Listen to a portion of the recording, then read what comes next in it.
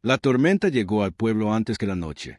El cielo sobre Santa Esperanza estaba cargado de nubes negras, como si alguien hubiera arrojado hollín sobre el firmamento. El viento arrastraba polvo, paja y papeles viejos por la calle principal, golpeando las puertas de madera de las cantinas y el desvencijado letrero del salón de apuestas. El aire olía a lluvia, sudor y miedo. El silencio se quebró con un grito. Ahí viene el ganadero arruinado. Se burló una voz desde la cantina. Elías Montenegro, el hombre a que todos llamaban el ganadero caído, avanzaba por la calle con el sombrero calado muy abajo, el saco empapado y las botas cubiertas de barro seco.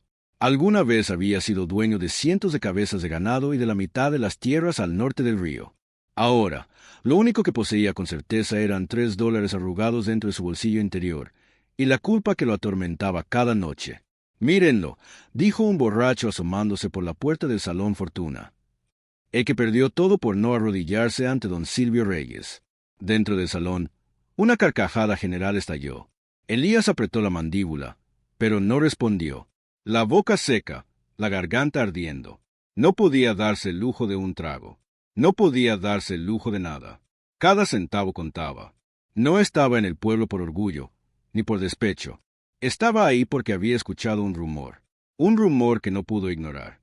Que don Silvio Reyes, el hombre más temido y corrupto de la región, el mismo que lo había arruinado, acababa de comprar a una joven apache en el mercado clandestino de las Cruces y pensaba subastarla esa misma noche en Santa Esperanza, como lección para los salvajes, según se decía entre risas en el pueblo. Elías no soportó la idea. No después de lo que pasó con su esposa. No después de haber visto cómo la injusticia se tragaba a la mujer que amaba mientras el pueblo miraba hacia otro lado. Cruzó la calle y se detuvo frente al viejo almacén de don Clemente, ahora reconvertido en un improvisado patio de subastas. Dos hombres armados con escopetas custodiaban la entrada. Una tosca lona colgaba sobre la puerta con un mensaje pintado a mano. Subasta privada, mercancía excepcional. Elías sintió una punzada en el estómago. ¿Mercancía?, pensó. Hablan de un ser humano como si fuera ganado. Respiró hondo y se acercó. «Detente», dijo uno de los guardias, interponiéndose. «¿A qué vienes, Montenegro?» Elías levantó lentamente las manos, mostrando las palmas vacías. «Vengo a mirar», dijo con voz grave. «Igual que los demás». El guardia lo examinó de arriba abajo, burlón. «Tú ya no eres igual que los demás. No tienes tierras, no tienes ganado. Apenas tienes ropa». «Pero tengo ojos», replicó Elías sin titubear. «Y mi mirada sigue valiendo lo mismo que la de cualquier hombre». El segundo guardia, más joven, soltó una risa nerviosa. «Déjalo pasar, hombre», intervino. «A don Silvio le encantan los espectadores. Mientras más miradas, más grande su ego». El primer guardia dudó, luego dio un paso al costado. «Entra, pero mantente atrás. Y ni se te ocurra levantar la voz». Elías cruzó la puerta. El interior del almacén estaba iluminado por lámparas de aceite y algunas bombillas eléctricas que parpadeaban. Un grupo de hombres adinerados, dueños de tierras y negocios, se acomodaban en sillas de madera, algunos con sombreros caros, otros con cigarros gruesos entre los dedos. Había risas, chistes, apuestas sobre cuánto pagarían los que venían de otros pueblos. En la parte frontal, sobre un pequeño estrado, se encontraba don Silvio Reyes. Traje negro impecable, botas brillantes, cabello engominado hacia atrás y una sonrisa que no tocaba sus ojos. A su lado, un hombre flaco, con bigote ralo, revisaba una libreta de registros, el subastador. Y detrás de ellos, encadenada a un poste de hierro, estaba ella, la joven apache. Llevaba las muñecas atadas con gruesos grilletes de metal, la piel bronceada marcada por golpes y suciedad. Su cabello negro, largo y desordenado, le caía sobre el rostro.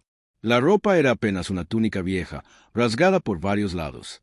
A pesar de todo, había una dignidad feroz en la forma en que mantenía la cabeza alta, mirando la multitud con una mezcla de rabia y desafío. Los murmullos se hicieron más fuertes cuando la vieron. «Dicen que es de la tribu Nde, del norte», comentó un hombre gordo a su lado. «Dicen que es peligrosa», agregó otro. «Mató a un vaquero con una piedra cuando la capturaron». Elías sintió un nudo en la garganta. No sabía si esas historias eran verdad, pero veía algo en ella, una mirada que no estaba rota, incluso después de todo. El subastador levantó la voz. Caballeros, esta noche tenemos ante nosotros una rareza. Una mujer apache joven, fuerte, saludable, perfecta para el trabajo duro, o para lo que su imaginación les dicte. Risas sucias llenaron el aire. Elías apretó los puños dentro de los bolsillos. Sus dedos tocaron el papel de los billetes. $3. Eso era todo lo que tenía. Esto es una locura, pensó una parte de él. No puedes hacer nada con $3. Vas a morir intentando. Pero otra voz, más profunda, más obstinada, lo empujaba hacia adelante. No pude salvar a María. No pude salvar a mi esposa cuando la acusaron falsamente. Pero esta vez no voy a quedarme mirando. Don Silvio levantó una mano y el murmullo se apagó. Antes de comenzar, dijo con tono teatral, quiero que todos entiendan algo. Esta subasta no es solo por diversión ni por negocio. Es un mensaje. Los apaches han atacado nuestras caravanas, han robado nuestro ganado, han matado a nuestros hombres. Esta mujer es el símbolo de lo que pasa cuando se enfrentan a nosotros. Cuando un pueblo unido, cuando hombres valientes como ustedes, se organizan y responden. Un coro de aplausos resonó entre los asistentes. La joven apache no bajó la cabeza. Escupió al suelo, justo frente a los pies de don Silvio. Un murmullo de sorpresa recorrió el salón. El rostro de don Silvio se endureció por un instante, pero enseguida sonrió con falsa calma. Vean eso, caballeros, dijo. Furia, orgullo, fuego en la sangre. ¿Quién se la llevará esta noche a casa? El subastador alzó la libreta. Empezamos la puja en $50. Elías sintió que el corazón se le detuvo. $50. Podían haber dicho 100 o 1000. Para él, la diferencia era la misma. Estaba a años luz de esa cantidad. 50 aquí, dijo un hombre alto, levantando la mano. 55, añadió otro. 60, canto el subastador. Las voces se superponían. 70, 75, 80. Los números subían como montañas imposibles. Elias tragó saliva. La impotencia le ardía en la garganta. ¿Qué estás haciendo aquí?, se reprochó. Lo único que lograrás será recordar más tu ruina. No puedes salvarla. Eres un hombre sin nada. Pero en el estrado, la joven apache giró la cabeza. Por primera vez, sus ojos buscaron entre el público y se cruzaron con los de Elías. Por un segundo, el ruido del salón desapareció. No hubo risas, ni pujas, ni chasquidos de dedos. Solo dos miradas sosteniéndose, la de un hombre que lo había perdido todo, y la de una mujer que estaba a punto de perder hasta su libertad. En esos ojos Elías vio algo que lo desarmó. No miedo, no súplica, sino una silenciosa, brutal pregunta. ¿Tú también vas a mirar hacia otro lado? El subastador gritó. $85 ofrecidos por el señor Villalobos. ¿Quién de 90? El corazón de Elías latía tan fuerte que parecía un tambor de guerra. Algo dentro de él se rompió. O se encendió. No estaba seguro. Su voz salió antes de que pudiera detenerla. $3, gritó desde el fondo del salón. Un silencio sepulcral cayó sobre el lugar. Docenas de ojos se giraron hacia él. El rostro del subastador se deformó en una mueca de confusión, luego de burla. Don Silvio levantó una ceja, divertido. Algunos hombres soltaron carcajadas estruendosas. ¿Qué es Daica, mano negro?, preguntó don Silvio, jugueteando con el borde de su chaleco.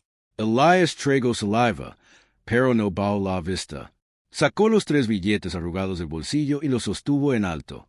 He dicho $3, repitió. Son todos los que tengo, y los ofrezco por ella. Las risas se convirtieron en un rugido. Hubo silbidos, insultos, bromas. Alguien saque a este mendigo de aquí. Eso no es una puja, es un chiste.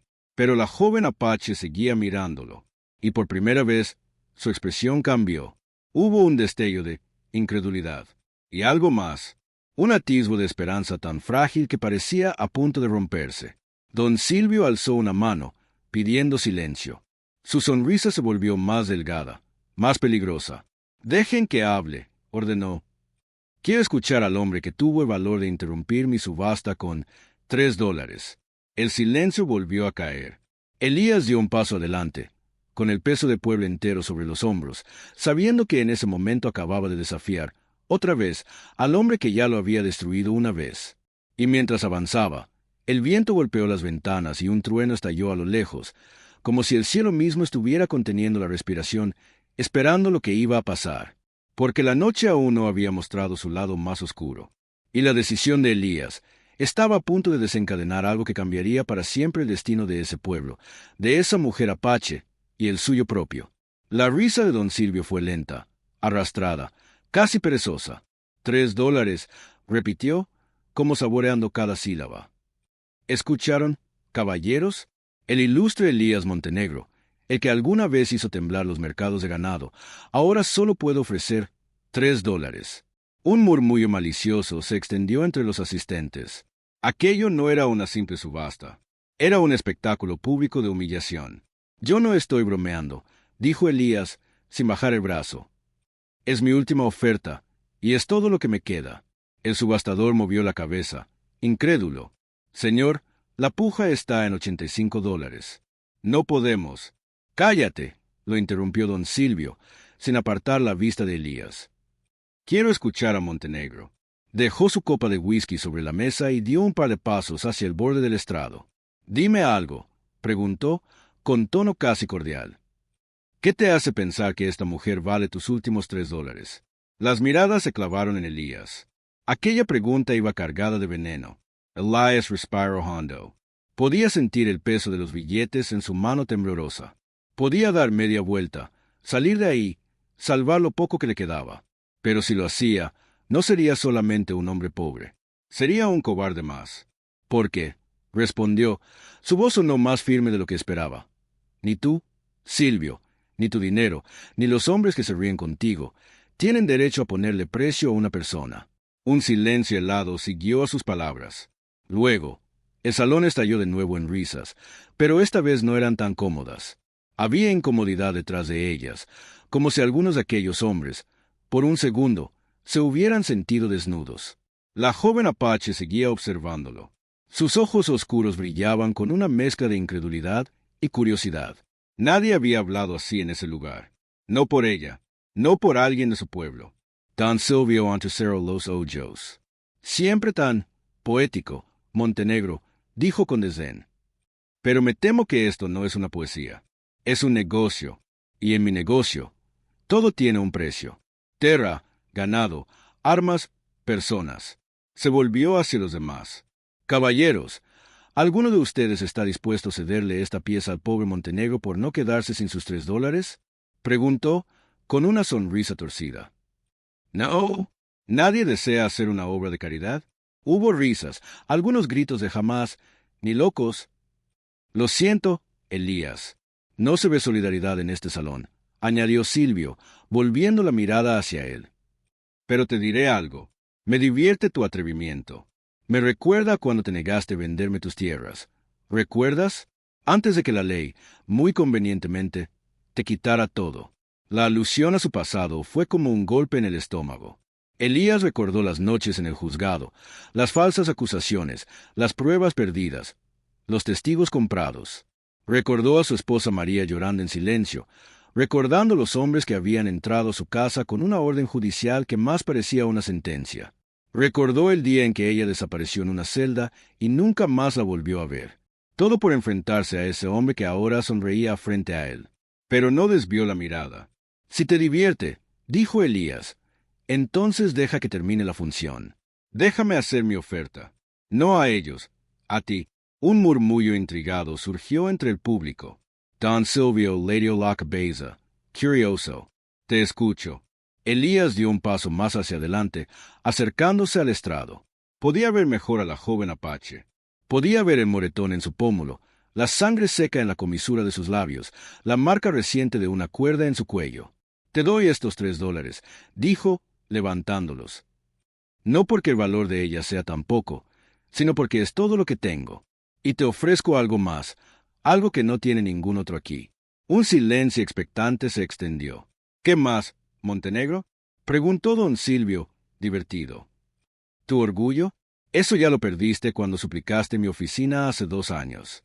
Algunos hombres rieron tímidamente, pero Elías no se inmutó. Te ofrezco mi vida, dijo. El silencio ahora fue absoluto. Hasta el viento afuera pareció detenerse. Explícate, espetó Silvio, la sonrisa desvaneciéndose poco a poco. Elías clavó sus ojos en los de él. «Te doy mis $3 por su libertad», dijo, señalando al Apache, «y a cambio me entrego a ti, como trabajador, como sirviente, como lo que quieras, sin salario, sin contrato, a tu disposición hasta que decidas que mi deuda está saldada». La propuesta cayó como un rayo en medio del salón. El subastador abrió la boca, sorprendido. Algunos hombres se miraron unos a otros, incómodos. Otros susurraron comentarios entre dientes. Esa oferta era insólita, casi insana, pero también brutalmente sincera. La joven Apache dejó escapar un suspiro corto, apenas audible, como si hubiera contenido el aire demasiado tiempo. Don Silvio lo miró con una mezcla de asombro y diversión cruel. «¿Quieres decir», dijo lentamente, «que te convertirías en mi esclavo para liberar a esta salvaje?» Elías no parpadeó. «Si quieres llamarlo esclavitud, llámalo así. Yo lo llamo pagar una deuda que la vida me puso enfrente». «¿Y qué deuda es esa?», preguntó Silvio. El rostro de Elías se endureció. «La deuda de no haber podido salvar a la mujer que amaba», respondió. «No voy a fallar de nuevo». Por un instante, el pueblo entero, su ruina, la cárcel de María, las noches oyendo sus gritos sin poder entrar, todo volvió como una ola insoportable. Pero Elías no desvió la mirada. La barba de don Silvio tembló levemente cuando apretó los dientes. «Interesante», dijo, caminando en círculo alrededor del estrado. «Muy interesante. Dices que te entregas a mí sin condiciones, sin salario, sin límites, solo por esta india». Se detuvo frente a la mujer Apache y le levantó el mentón con 2 dedos, obligándola a mirarlo. «¿Qué tiene ella, que no tuvo tu esposa?», preguntó con veneno. Elías sintió un latigazo en el corazón, pero respondió con calma. «Ella tiene la ventaja de que esta vez es lo que estoy enfrentando», dijo. «A ti, a tu poder, a tu corrupción, a tu forma de romper a la gente. Esta vez no voy a quedarme sentado esperando justicia. Esta vez pongo todo lo que tengo sobre la mesa, aunque sean solo $3 y mi vida rota». Un murmullo de asombro se extendió. Algunos no podían creer lo que oían. Otros, en silencio, sintieron una punzada de vergüenza, porque ninguno de ellos, con todo su dinero y sus tierras, se habría ofrecido así por nadie. Don Silvio apoyó las manos en el borde del estrado y se inclinó hacia adelante, acercando su rostro al de Elías. «¿Sabes qué es lo que más me gusta de ti, Montenegro?», susurró, pero todos pudieron oírlo. «Que no aprendes. Sigues creyendo que este mundo entiende de sacrificios y de nobleza, cuando todo lo que entiende es de poder». Sonrió. «Pero admito que me divierte tu propuesta. Es original, y a mí me gusta el entretenimiento». Se irguió y alzó la voz. «Caballeros, oigan esto. Elías Montenegro ofrece sus últimos $3 y su vida entera como sirviente, a cambio de esta Apache». Hubo un murmullo de incredulidad, exclamaciones, risas nerviosas. «¿Alguno de ustedes ofrece algo más interesante?», preguntó con burla. El gordo Villalobos levantó una mano, dudando. Yo ofrezco $100», dijo. «Y un caballo». «Va», dijo otro. «Yo ofrezco 120». Las pujas comenzaron de nuevo, pero ahora no tenían la misma fuerza. Había una sombra sobre ese juego, porque, de pronto, el valor de la mujer ya no se medía solo en dinero, sino en algo que ninguno de ellos estaba dispuesto a entregar: su propia vida. Don Silvio levantó la mano, cortando las voces. «Se acabaron las pujas», declaró. El subastador lo miró, confundido. «Pero, señor, aún no hemos». «Dije que se acabó», repitió Silvio, sin apartar la vista de Elías. «Esta subasta ya no es por dinero». El salón entero contuvo el aliento. Silvio bajó del estrado lentamente, paso a paso, hasta quedar frente a Elías.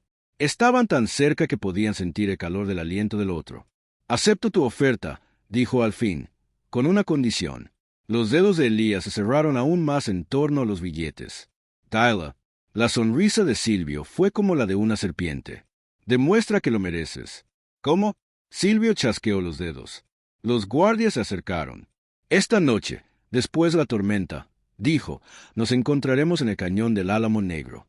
Tú irás solo, sin armas, sin amigos. Si sobrevives a lo que te espera ahí, la Apache será tuya. Llevas tus $3. Yo llevaré el resto. ¿Y si no vuelvo?». Preguntó Elías, aunque ya intuía la respuesta. Entonces ella seguirá siendo mía, dijo Silvio. Y tú, dejarás de ser un problema para siempre. La tensión en el aire era insoportable. Silvio extendió una mano abierta. Dame esos $3, para saber que vas en serio. Elías lo miró a los ojos. En ese momento sabía que estaba firmando una sentencia, pero también que era la única oportunidad que tenía. No para sentirse héroe, sino para volver a mirarse al espejo sin odio. Le entregó los billetes. Cuando la mano de Silvio se cerró sobre el dinero, la sonrisa se ensanchó. «Trato hecho», dijo. Se volvió hacia la joven Apache. Con un gesto, ordenó que aflojaran sus cadenas, aunque no la liberó del todo. «Por hoy, seguirás aquí», le dijo a ella. «Mañana, quizá amanezcas con un nuevo dueño, o tal vez no. Depende de si este ganadero arruinado es capaz de sobrevivir a la noche». Elías sintió todas las miradas clavadas en su espalda mientras daba media vuelta y caminaba hacia la salida. Cada paso sonaba en su mente como un martillo golpeando un ataúd. Pero antes de cruzar la puerta, escuchó una voz suave, ronca, pero llena de fuerza. «¿Por qué?». Se giró. La joven Apache lo miraba fijamente, con las cadenas todavía en las muñecas. «¿Por qué harías eso? Por mí», preguntó ella, en un castellano imperfecto, pero claro. Elías sostuvo su mirada por un largo instante. «Porque hace años», respondió, «no pude salvar a alguien que también merecía justicia. Y me juré que, si alguna vez volvía a ver la injusticia mirándome a los ojos, no me quedaría de brazos cruzados». Ella lo miró como si tratara de decidir si creerle o no. Algo en su rostro se suavizó apenas. «Mi nombre es Nayeli», dijo. «Significa te quiero en mi lengua, aunque aquí solo me llaman India». Elías asintió, guardando ese nombre como si fuera un tesoro. «Si sigo con vida después de esta noche», dijo, «te prometo que nadie volverá a llamarte mercancía». Salió del almacén bajo el rugido de los truenos, con la tormenta desatándose sobre el pueblo y el futuro colgando de un hilo. Porque ahora no solo había apostado sus últimos $3, había apostado su alma. Y en el cañón del Álamo Negro, en la oscuridad de la noche que se acercaba, algo o alguien lo estaba esperando. La lluvia caía como si el cielo se estuviera vaciando por completo sobre la tierra. El cañón del Álamo Negro era un angosto desfiladero de roca oscura, a media hora del pueblo, donde el viento se colaba como un susurro fantasma y los árboles retorcidos parecían figuras vigilantes. Se decía que ahí habían muerto hombres en emboscadas indias, en ajustes de cuentas, en duelos sin testigos. Elías cabalgaba sobre su viejo caballo Sombra, con la ropa empapada y el corazón golpeando contra las costillas. No llevaba rifle, no llevaba revólver, solo la firme decisión de enfrentar lo que viniera. «Demuestra que lo mereces». Una y otra vez, las palabras de Silvio regresaban. «Él no quiere una prueba, quiere un entierro anónimo», pensó. A lo lejos, un relámpago iluminó las paredes del cañón. Por un segundo, todo quedó teñido de blanco y sombras largas. Después, la oscuridad regresó con más fuerza. Elías se detuvo en la entrada del desfiladero. Respiro hondo. No había marcha atrás. «Si esta es la forma en que pago mi deuda, que así sea», murmuró. Hizo avanzar a caballo, internándose entre las rocas. El sonido de los cascos contra la piedra se amplificaba entre las paredes del cañón. No había más luz que la de la luna escondida entre nubes, de vez en cuando revelada por un destello lejano. El viento llevaba el olor a tierra mojada, pero también algo más. «Humo». Elías frunció el ceño. Más adelante, una tenue luz naranja vibraba detrás de un recodo del camino. Detuvo a Sombra y bajó con cuidado, acariciándole el cuello. «Has sido mi compañero en cada caída», susurró, «pero esta vez entras tú y yo salimos, ¿o no? Quédate aquí».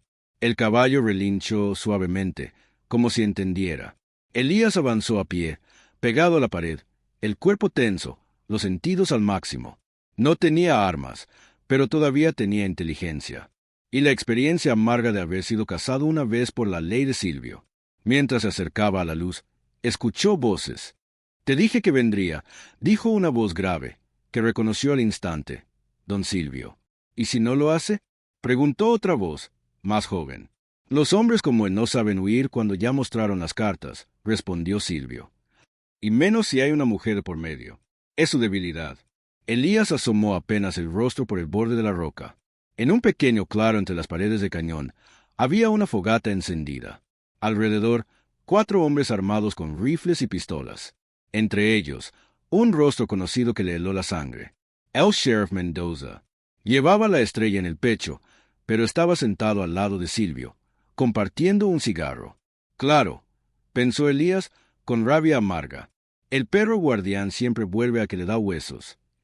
Mendoza había sido el hombre que firmó la orden de detención contra su esposa, que perdió las evidencias que la absolvía, que cerró el caso de su misteriosa muerte en custodia con unas cuantas firmas y mentiras. Verlo ahí, con Silvio, en medio del cañón, era la confirmación de todo lo que ya sabía, pero que todavía le dolía aceptar. ¿Y qué piensas hacer con él?, preguntó Mendoza, lanzando una bocanada de humo. Si sobrevive, quedas como un santo.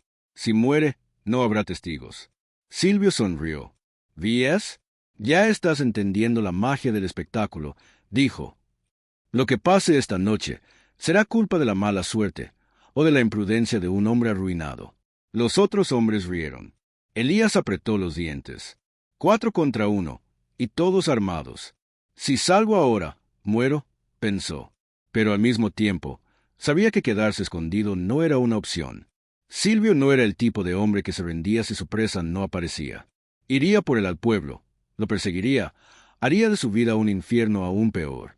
Además, Naeli, la imagen de la joven apache, encadenada, mirándolo con esa extraña mezcla de fuerza y vulnerabilidad, regresó con toda claridad. Si él no volvía, ella no solo seguiría esclavizada, probablemente sufriría algo mucho peor. No podía permitirlo. Inspiró hondo, llenándose los pulmones de aire húmedo. Entonces, salió del recodo y caminó hacia la luz, con las manos abiertas a los lados. Los hombres se levantaron de un salto, empuñando las armas. Tranquilos, dijo Silvio, levantando una mano. Sabía que vendrías, Elías. Elías se detuvo a pocos metros de la fogata.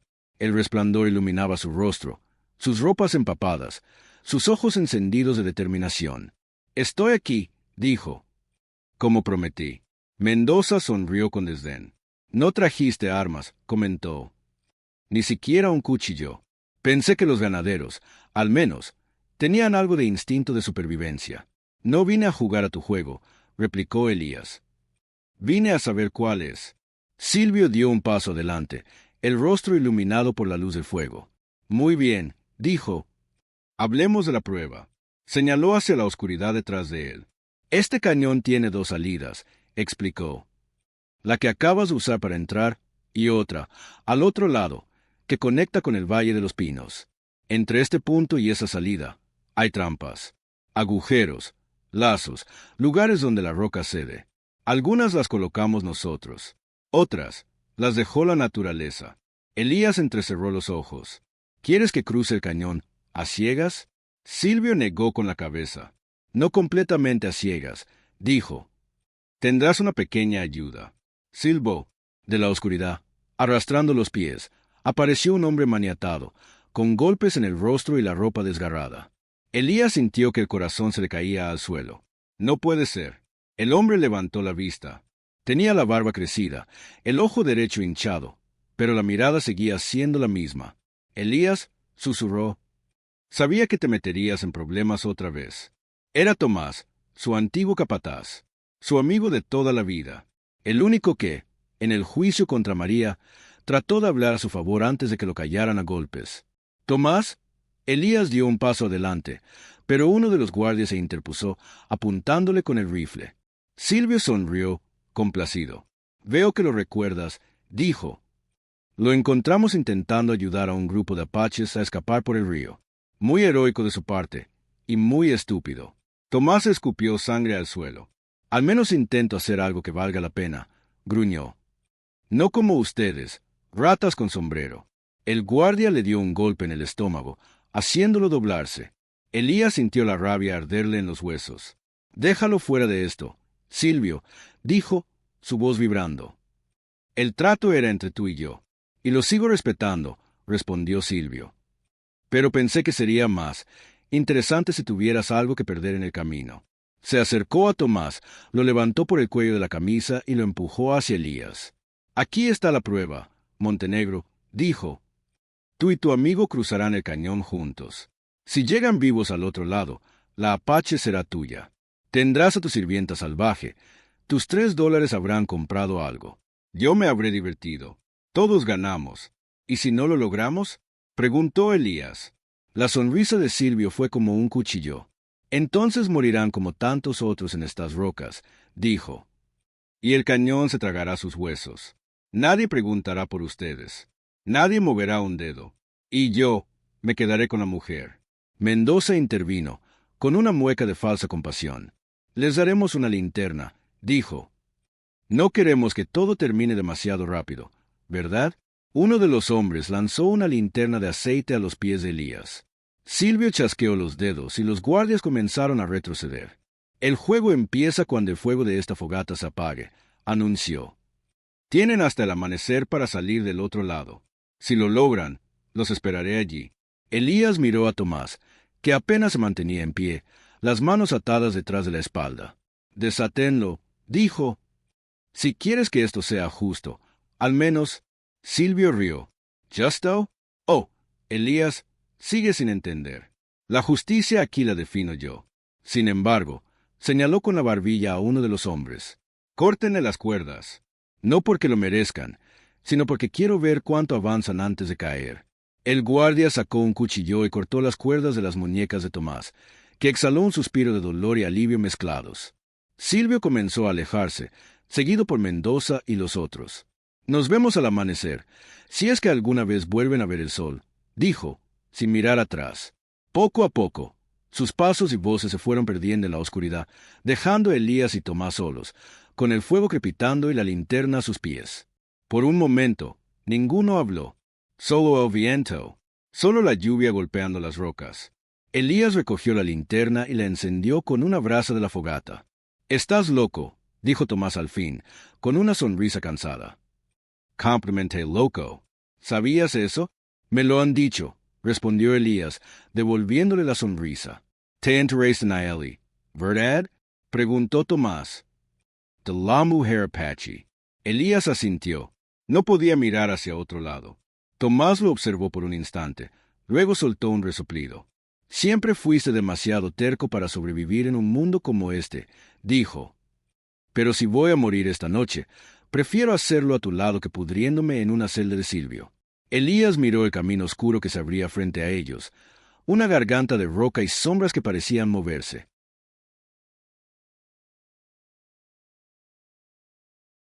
«No vinimos a morir», dijo.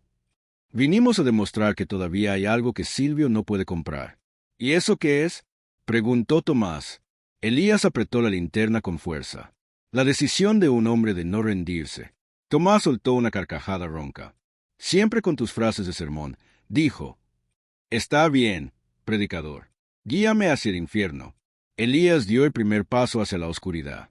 El fuego detrás de ellos comenzó a extinguirse lentamente. Cada sombra era una amenaza. Cada piedra, una posible trampa. Pero cada paso adelante era también una declaración silenciosa.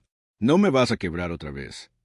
Mientras avanzaban, sin saber que los esperaba más adelante, algo se movía entre las rocas, observándolos.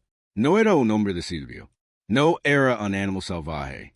Era otra presencia, silenciosa, envolvente, que conocía cada recodo del cañón, y cuyo destino estaba, sin saberlo, a punto de entrelazarse con el de ellos. El cañón tragó la luz de la linterna como si fuera un bocado pequeño. Lo que tenía delante Elías era un sendero estrecho, flanqueado por paredes altas. Con raíces se colgaban como dedos de gigante y charcos donde el agua se acumulaba en depresiones de la roca. Cada paso resonaba con eco, haciendo difícil distinguir si estaban solos o no. Tomás caminaba detrás de él, sosteniéndose costado. «Te golpearon fuerte», dijo Elías, sin volverse. «He estado peor», gruñó Tomás. «¿Te acuerdas cuando aquel toro loco me arrastró medio kilómetro? Aquella vez tú fuiste el que soltó la cerca». «Detalles», respondió, sonriendo apenas. El intercambio ligero no lograba esconder el miedo que se respiraba en el aire. Elías avanzaba atento, observando el suelo, las paredes, el techo del cañón. Sabía que Silvio no se quedaría solo con amenazas. Habría lazos ocultos, agujeros camuflados, tal vez disparadores conectados a rocas. A los pocos minutos, la linterna iluminó algo extraño a la derecha del camino. Un montículo de piedras, apiladas de forma poco natural. Elías levantó una mano para detener a Tomás. «Espera», susurró. Se acercó despacio. Una de las piedras tenía marcas, como si alguien la hubiera rayado con otro trozo de roca. No era un símbolo de los vaqueros, ni de los peones. Era algo distinto. Una figura en forma de espiral, rodeada de líneas. ¿Y eso?, preguntó Tomás, acercándose. «No lo sé», respondió Elías. «Pero no parece obra de Silvio». Un crujido suave sonó sobre sus cabezas. Elías levantó la linterna hacia arriba y vio una raíz gruesa, parcialmente cortada, sujeta a una roca enorme sobre una saliente. «Una trampa». «Retrocede», ordenó. Apenas alcanzaron a dar 2 pasos hacia atrás cuando la raíz se rompió. La roca se desplomó con un estruendo ensordecedor, golpeando el suelo justo donde estaban ellos segundos antes. Fragmentos volaron, cortando el aire. Tomás cayó de espaldas. «¡Maldición!», exclamó. Eso estuvo cerca. Elías respiró con esfuerzo. Demasiado cerca. La roca ahora bloqueaba una parte del camino, pero dejaba un espacio estrecho por donde podían pasar uno a la vez, apretados contra la pared. Mientras recuperaban el aliento, una voz sonó en la oscuridad. «Son torpes, para ser hombres que quieren desafiar a la muerte». Ambos se giraron, la linterna temblando en la mano de Elías. Detrás de ellos, sobre un saliente de roca, una figura se recortaba contra la oscuridad. Silueta ágil, cabello largo, arco en la mano. Elías alzó la linterna. Un rostro joven, de rasgos marcados y ojos oscuros, los observaba con atención. Llevaba ropa de piel, collares de hueso y plumas en el cabello. Era un Apache. Tomás levantó las manos instintivamente. «No buscamos pelea», dijo. «Solo intentamos salir vivos». El joven Apache bajó lentamente de saliente, con la agilidad de alguien que conocía cada piedra. «Eso depende de por dónde caminan», respondió. «Y de si pisan donde no deben». Elías lo observó con calma. «¿Pusiste tú esa marca en las piedras?», preguntó, señalando el montículo. El joven asintió. «Es una advertencia. Para mi gente, y para cualquiera que no quiera morir en el cañón de los hombres blancos». «No nos advertiste muy alto», dijo Tomás, sacudiéndose el polvo del pantalón. «Si todavía respiras, la advertencia funcionó», replicó el Apache, sin rastro de humor. Hubo un silencio tenso. «¿Cómo te llamas?», preguntó Elías. El joven lo estudió antes de responder. «Coana», dijo. «Significa rápido en la lengua de mi pueblo». «¿Y tú?». «Elias». «Tomás», agregó el capataz. «No deberían estar aquí», dijo Coana, mirando hacia el interior del cañón. «Esta noche los hombres del demonio de ropa negra han llenado la roca de trampas, y no son solo para ustedes». Elías sintió un escalofrío. «¿Qué quieres decir?». Coana apretó la mandíbula. «Mi hermana fue capturada», dijo. «Una mujer de mi sangre. La llevaron a su pueblo para venderla como animal. Yo vine a seguir el rastro. Oí que se reunirían aquí, en el cañón. Vi a los hombres del demonio cavar agujeros, poner cuerdas, empujar piedras. No sabía a quién esperaban, hasta ahora». Los ojos de Elías se abrieron. «¿Tu hermana?», dijo en voz baja. «¿Es Naeli?». Coana lo miró fijamente, como un jaguar evaluando si un ser humano dice la verdad o prepara un engaño. «¿Cómo sabe su nombre?», preguntó, dando un paso adelante, la mano tensándose en el arco. Elías no retrocedió. «La vi», dijo. «Encadenada. La iban a subastar esta noche. Yo ofrecí mis últimos $3 y mi vida para liberarla. Los ojos de Coana así en Torneron. Mentora Espido. Ustedes compran, venden, pierden y ganan con la sangre de otros. No me importa cuánto dinero dijiste. Tú eres igual que ellos». Tomás alzó las manos. «Ojalá fuéramos como ellos», dijo. «Al menos tendríamos algo en los bolsillos». «Somos todo lo contrario», añadió Elías. Él, señaló a Tomás, se jugó la vida ayudando a apaches a huir. «Yo perdí mi rancho por enfrentarme al hombre que mantiene a tu hermana encadenada». Coana vaciló. Podía ver la verdad en los ojos cansados de esos hombres. O, al menos, algo que no se parecía a la mentira engominada de los blancos que siempre había visto. «¿Por qué lo hiciste?», preguntó. Elías suspiró. «Porque ya sé lo que es ver a alguien que amas destruida por la injusticia», dijo. «A mi esposa la acusaron de algo que no hizo. Murió en una celda que llevaba el sello del mismo hombre que tiene a tu hermana. No pude salvarla. No pude protegerla. No puedo permitirme fallar otra vez. El rostro de Koana cambió ligeramente. La rabia en sus ojos se mezcló con algo más difícil de nombrar. Dolor, reconocimiento. La sangre de mi pueblo ha caído en las manos de los tuyos desde antes de que yo naciera, dijo. Pero también sé que no todos los rostros blancos sonríen mientras nos cazan. Bajó lentamente el arco. Si de verdad quieres sacar a Nayeli de las cadenas, el cañón no es tu único enemigo esta noche. Lo sé, respondió Elías.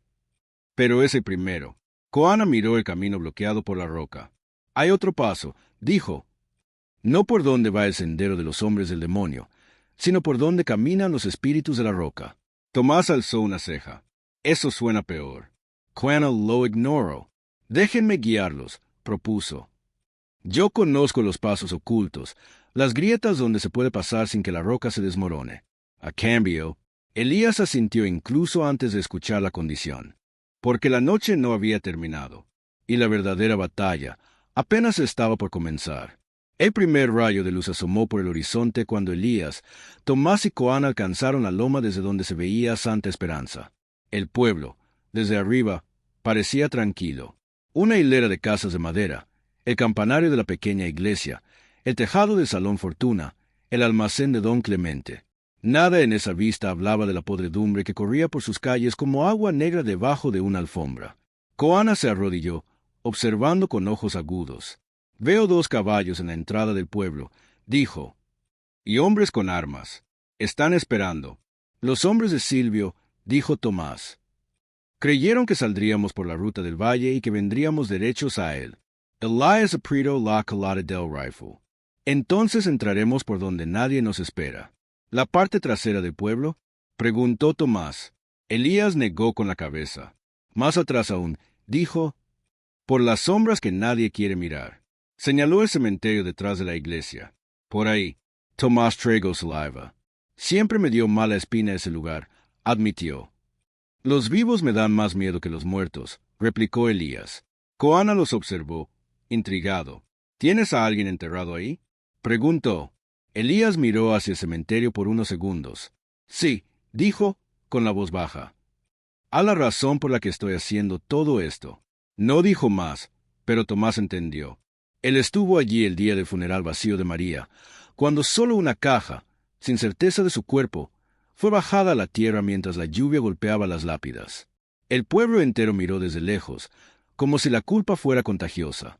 Descendieron por la ladera, moviéndose con cuidado, evitando ser vistos desde la entrada principal del pueblo. Silvio vendrá por aquí cuando vea que no llegamos al cañón, dijo Tomás. No tardará en darse cuenta. Por eso debemos ser rápidos, respondió Elías. Entramos, sacamos a Nayeli y nos vamos. ¿A dónde? Preguntó Koana. Elías lo miró. A donde la justicia no tenga el rostro de Silvio, dijo.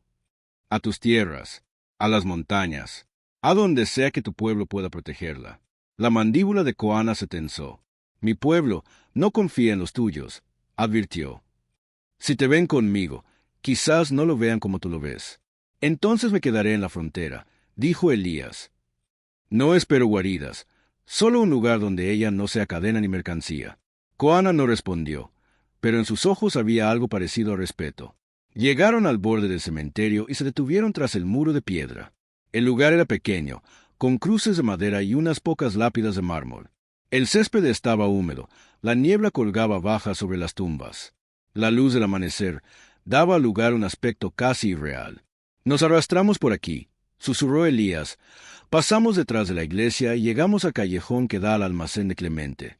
Si Nayeli sigue ahí, podremos entrar por la parte trasera. ¿Y si la movieron? Preguntó Tomás. Entonces improvisamos, respondió Elías. Pero no sabremos nada si no nos acercamos. Bordeando las tumbas, avanzaron agachados. Al pasar junto a una lápida, Elías no pudo evitar detenerse. El nombre estaba gastado por la lluvia, pero podía leerlo como si estuviera recién tallado. María Montenegro inocente ante Dios, condenada por los hombres. Un nudo le apretó la garganta. Tomás se detuvo a su lado. Deberíamos seguir, dijo suavemente. Esto no va a cambiar. Si va a cambiar, lo interrumpió Elías, la voz tensa. No lo de ella, pero lo que le hagan a la próxima. Posó la mano sobre la fría piedra. Te fallé una vez, susurró, sin importar si los otros lo oían o no. No me perdonaré nunca por eso. Pero hoy me dejo la vida para que no se repita. Por un momento, el mundo pareció reducirse a ese nombre en la piedra, a su promesa, a la rabia y el amor mezclados. Koana los observaba desde unos pasos atrás, en silencio. ¿Ella era tu mujer? Preguntó. Elías asintió. Los hombres de Silvio la acusaron de robar ganado que nunca tocó. El sheriff la encerró.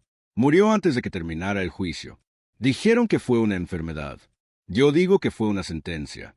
Entonces no solo luchas por Nayeli esta mañana, dijo Koana. Luchas por los fantasmas que duermen aquí. Lucho por los vivos que todavía pueden escapar de este infierno, respondió Elías.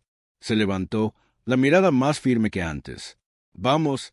Rodearon la iglesia, pegándose a la pared. Por el lado que daba al pueblo, se escuchaban voces, pasos, caballos. El pueblo comenzaba a despertar. Algún gallo cantaba en la distancia, ajeno al drama que se tejía en sus calles. Llegaron al callejón que daba a la parte trasera del almacén de Clemente. La puerta trasera estaba cerrada con un candado. Déjame, dijo Tomás.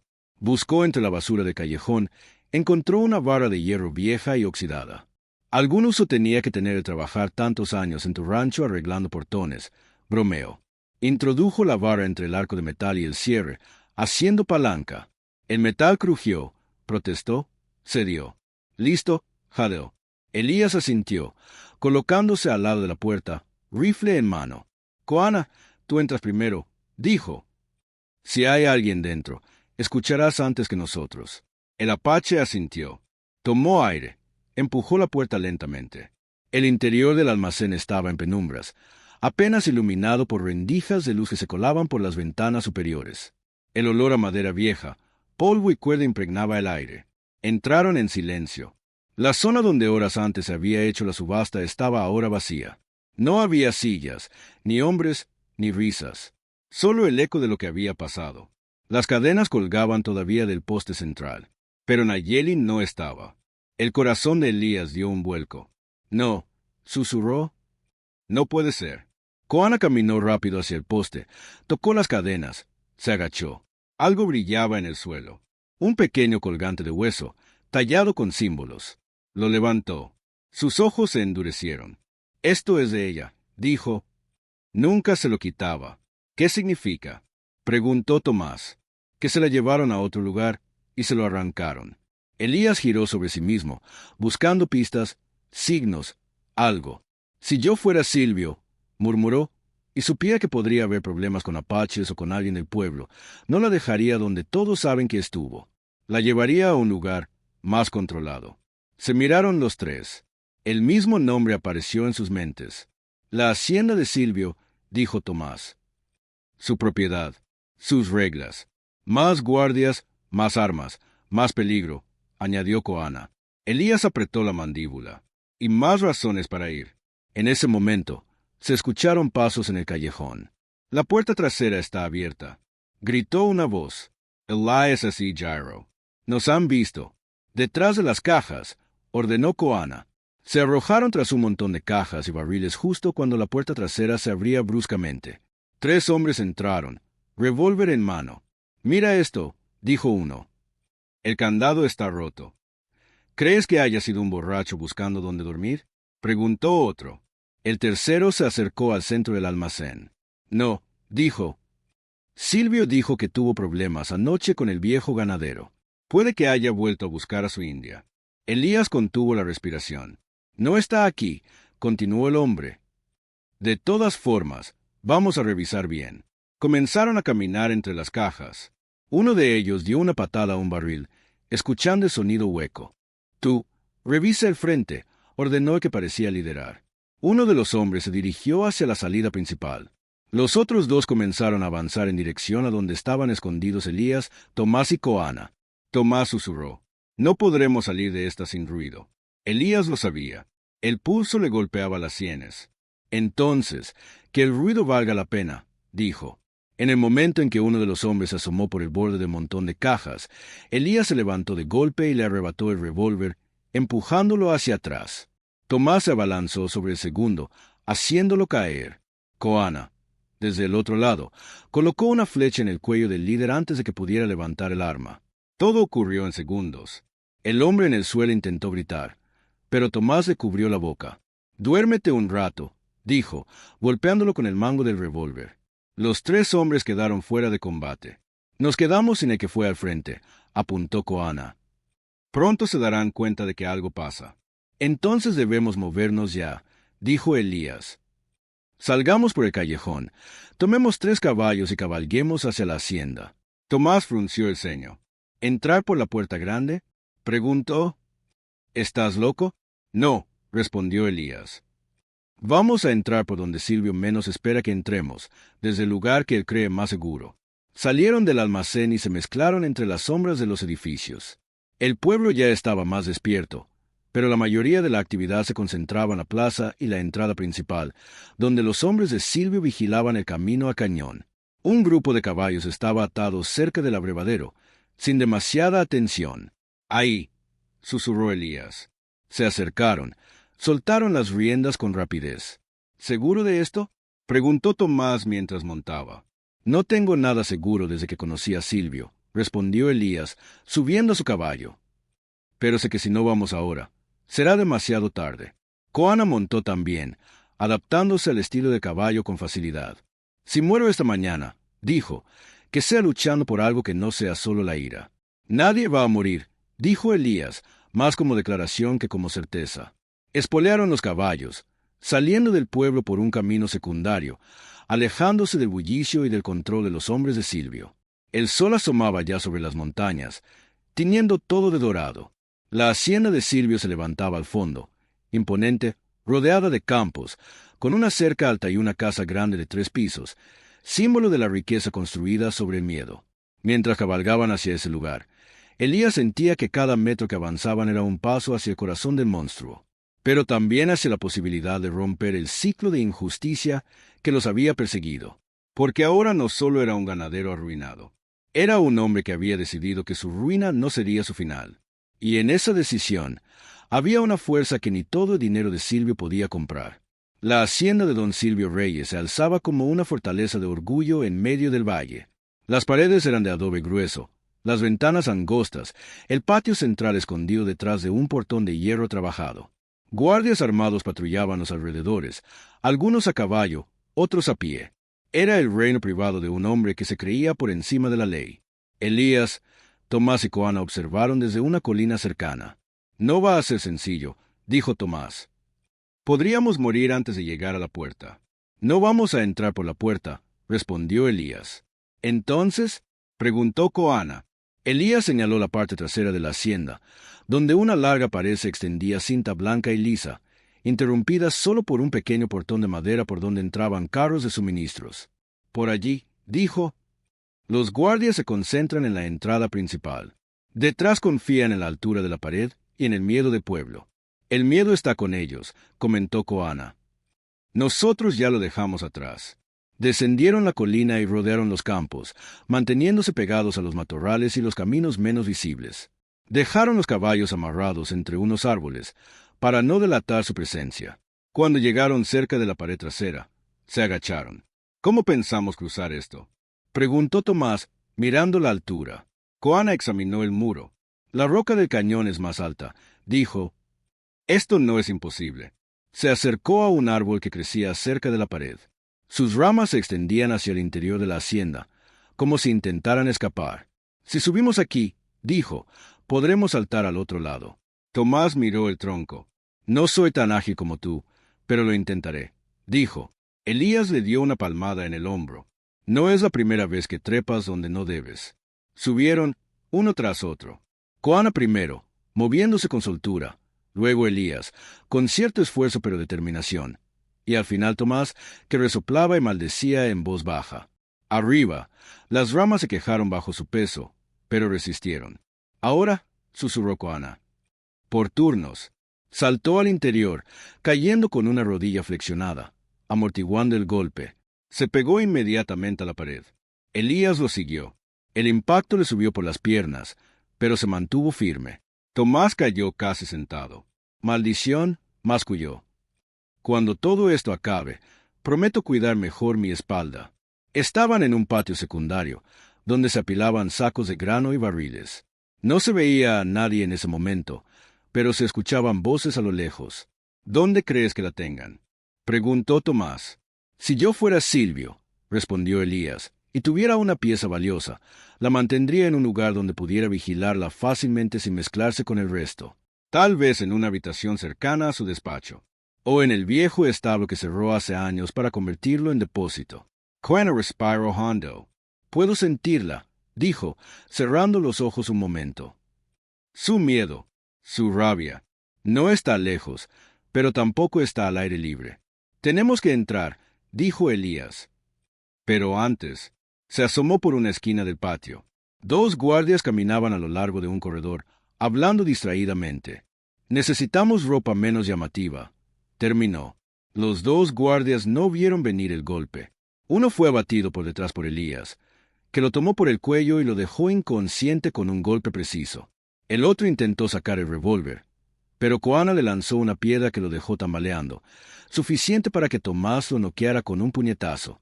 En cuestión de segundos, estaban desmayados en un rincón oscuro.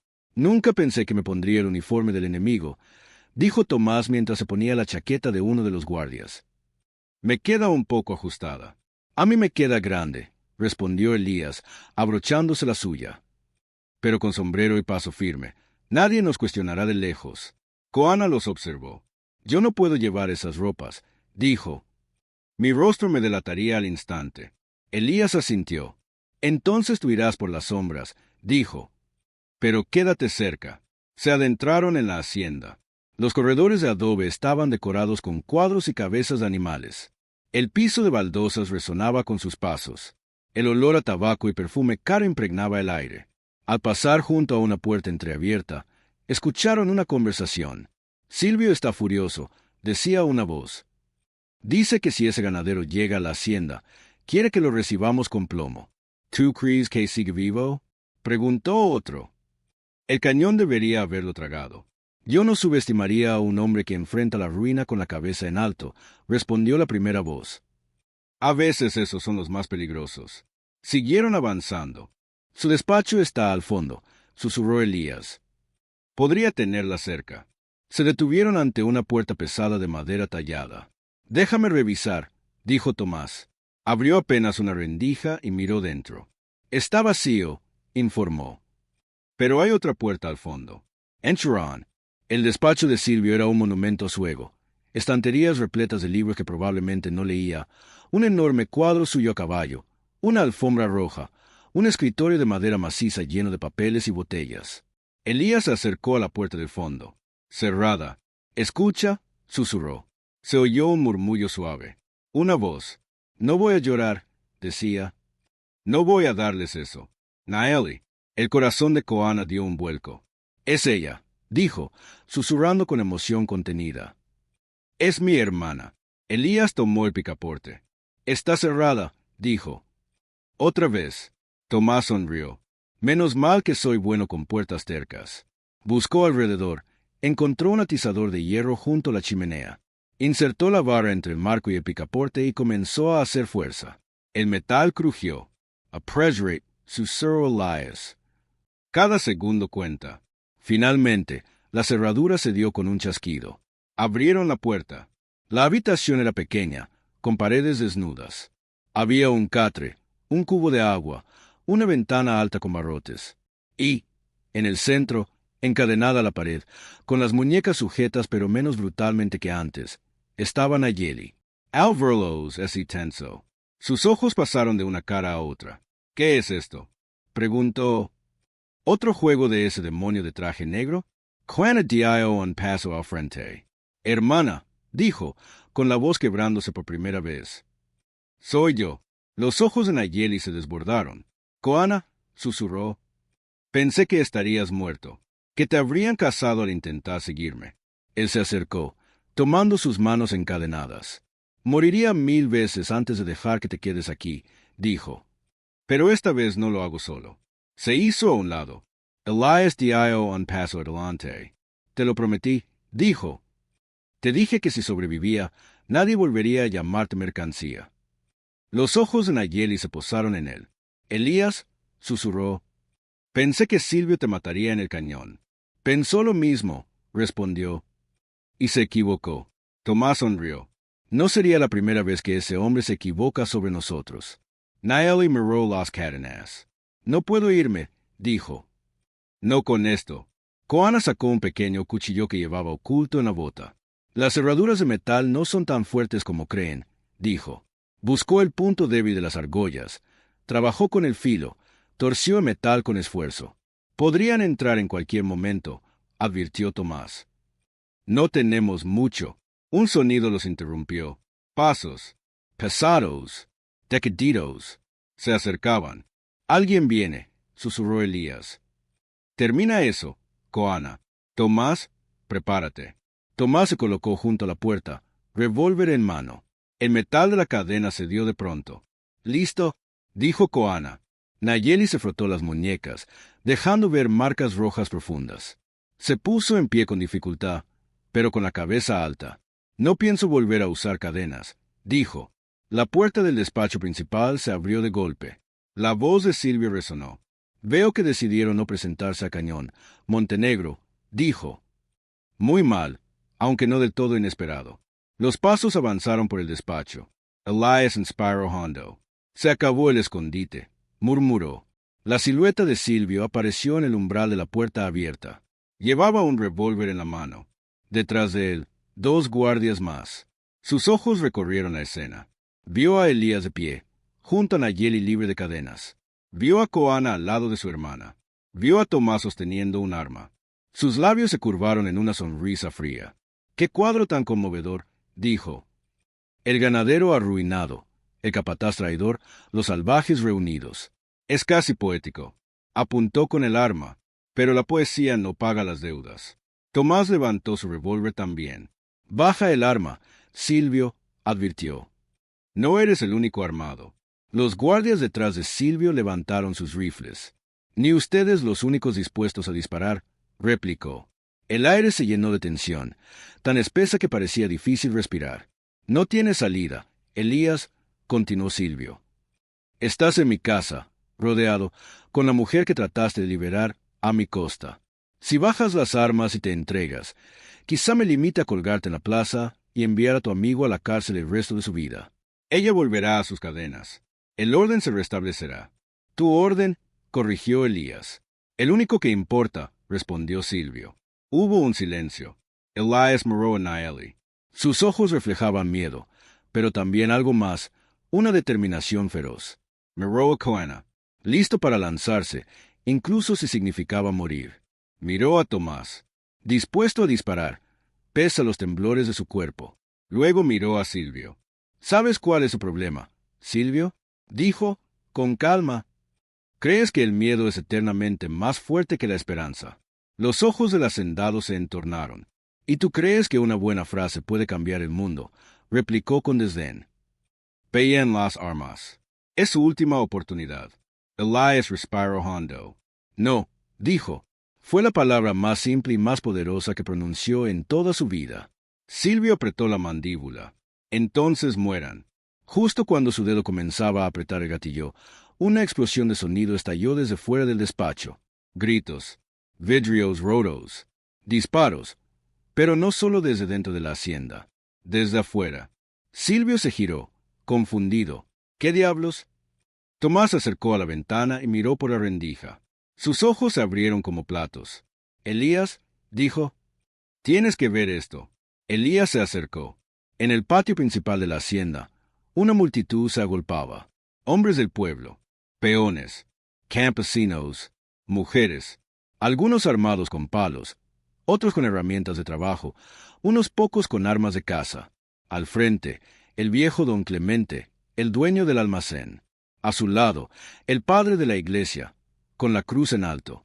Detrás, rostros que Elías conocía, hombres que habían callado cuando lo arruinaron, mujeres que habían desviado la mirada cuando arrestaron a María, jóvenes que habían escuchado historias en silencio. Ahora, no estaban en silencio. Basta de abusos, Silvio, gritaba don Clemente. Sabemos lo que hiciste con la mujer Apache. Sabemos lo que hiciste con la esposa de Elías. El sheriff Mendoza trabajaba para ti. Añadió otra voz. Lo vimos anoche en el cañón. Los guardias de la hacienda trataban de contener a la multitud, pero eran pocos. La rabia del pueblo, alimentada durante años, había estallado de golpe. Elías miró la escena, atónito. ¿Cómo? Murmuró. Nail dio un paso al frente. El miedo no dura para siempre, dijo. Solo necesitaban ver a alguien que se atreviera a decir no. Silvio, furioso, se giró hacia ellos. ¿Crees que eso cambia algo? Escupió. Aunque maten a todos ahí afuera, yo sigo teniendo armas, dinero, contactos. La ley es mía. No por mucho, respondió una voz desde el pasillo. Todos se giraron. En la puerta del despacho, con el rostro golpeado pero en pie, estaba el sheriff Mendoza, con las manos atadas por delante y escoltado por dos peones que lo empujaban hacia adentro. Lo trajimos, dijo uno de ellos. Lo encontramos intentando escapar por la parte de atrás. Mendoza escupió al suelo. Sultane, campesino, gruñó. No sabes contra quién te metes. Sabemos muy bien, respondió el peón. Durante años nos mandaste a la cárcel por deudas inventadas. Hoy te toca escuchar. El padre de la iglesia apareció detrás. He escuchado confesiones, dijo, pero la tuya no será en secreto. Miró Elías. Anoche, uno de los hombres de Silvio vino mi borracho, explicó. Me contó lo que planeaban en el cañón. Me contó de la mujer Apache. Me contó de ti. El pueblo escuchó y decidió que ya era suficiente. Silvio miraba alrededor, como un animal acorralado. Todos están locos, dijo. ¿Van a creerle a un borracho y a un ganadero fracasado antes que a mí? Yo les di trabajo, les di tierras, Nos diste miedo, lo interrumpió Elías. Pero hasta el miedo tiene un límite. Mendoza, atado, rió con amargura. Silvio, dijo, te dije que estabas jugando demasiado con el fuego. Pero no escuchaste. Tú también eres culpable, lo acusó Silvio. Tú firmaste las órdenes. Tú arrestaste a esa mujer. Tú. Él fue tu mano, dijo Elías. Pero la mano no se mueve sola. Se mueve por la voluntad del que la guía. El padre asintió. Mendoza tiene culpa, pero no es el único. Hoy el pueblo ha venido a exigir cuentas. Y no se irá sin respuestas. La tensión era insoportable. Los guardias comenzaron a bajar sus armas, confundidos, viendo cómo el pueblo dominaba el patio. Silvio, jadeante, apretó el revólver. No voy a dejar que me quiten lo que construí, dijo. No voy a dejar que un perdedor, una india y un montón de ingratos destruyan mi nombre. Apuntó a Elías. El disparo resonó, seco. Nayeli gritó. Pero el cuerpo que cayó no fue el de Elías. Fue el de Tomás, que se interpuso en el último segundo. El impacto lo lanzó hacia atrás. Cayó al suelo, con una mancha roja extendiéndose en su pecho. ¡Tomás! Gritó Elías, arrodillándose a su lado. El capataz, con la respiración entrecortada, sonrió débilmente. Siempre quise hacer algo heroico, bromeó, con voz apenas audible. Supongo que esto califica. No hables, dijo Elías, con los ojos llenos de lágrimas. Vamos a sacarte de aquí. Vamos a... No, lo interrumpió Tomás. Ya viví suficiente tiempo con la culpa de no haber podido salvar a María. Déjame, al menos pagar un poco de esa deuda. Posó su mano ensangrentada sobre la de Elías. No estás solo, amigo, susurró. Nunca lo estuviste, aunque lo creíste. Su pecho se agitó una vez más. Se quedó quieto. Elías apretó los dientes, la garganta cerrada. El dolor era una espada clavada, pero debajo de ese dolor algo más ardía. Furia. Silvio levantó el arma de nuevo. Uno menos, dijo. Siguen ustedes. Antes de que pudiera disparar otra vez, una flecha silbó en el aire. Se clavó en su mano, haciéndole soltar el revólver con un grito. Koana bajó el arco lentamente. Nunca más, dijo, volverás a apuntar a mi gente. Los guardias, viendo a su patrón herido, dieron un paso atrás. Algunos se echaron a correr hacia el patio, donde el pueblo los desarmaba. Elías se levantó, agarró el revólver caído y lo apuntó a Silvio. El hacendado, sudando, con la mano atravesada por la flecha, Lo miró con odio. Vamos, Elías, escupió. Hazlo. Mátame. Conviértete en lo que siempre dije que eras. Un salvaje disfrazado de hombre honesto. El silencio fue pesado. Todos miraban. Koana, Nayeli, el padre, los peones, incluso Mendoza. Elías apretó el gatillo, pero no disparó. El arma temblaba en su mano. No, dijo al fin. No voy a darte ese privilegio. Se volvió hacia el pueblo. Durante años, este hombre nos robó, nos humilló, nos asustó, dijo, alzando la voz. Me quitó mi rancho, mi esposa. Encadenó a esta mujer. Compró al sheriff. Compró jueces. Compró silencio. Moró a Silvio. Y siempre contó con que nunca nos uniríamos. Continuó. Con que siempre nos veríamos como enemigos entre nosotros mientras se nos aplastaba. Miró a todos. Hoy, eso se acabó. Tiró el revólver al suelo, a los pies de don Clemente. Yo no voy a ser juez, ni verdugo, dijo. Ya vimos lo que pasa cuando un hombre se cree con derecho de decidir sobre la vida y la libertad de los demás. Dejen que sea el pueblo el que juzgue, el que lo lleve ante una ley que no tenga su cara. El padre asintió. Hay un juez en la ciudad vecina que no le debe favores a Silvio, dijo. Podemos llevarlo con él. Podemos mostrar las pruebas, los testimonios. Mendoza, atado, bajó la cabeza. Yo declararé, dijo, no porque me haya vuelto bueno de pronto, sino porque estoy cansado de ser el perro de otro. Silvio miraba alrededor, desesperado. No tienen pruebas, insistió. No tienen nada. Nail dio un paso adelante. Nos tienes a nosotros, dijo. A cada persona que tocaste con tu veneno. Cada uno es una prueba. Y por fin, hemos dejado de callar.